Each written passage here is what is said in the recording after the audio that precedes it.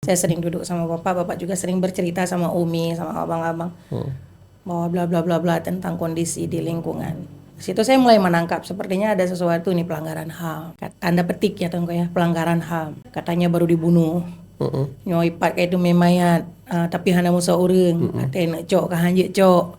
Bahinan sampai hembus nafas, ada orang yang mau sakaratul maut.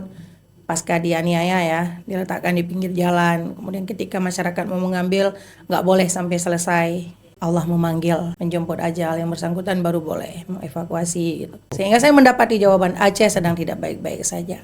Itu dasarnya. Dasar awalnya saya melihat Aceh sedang terjadi penindasan oleh wallahualam. Mereka hadir di tengah-tengah masyarakat itu dalam keadaan welcome, benar-benar diterima oleh masyarakat. Mereka hadir tidak mengganggu sekelompok nih ya.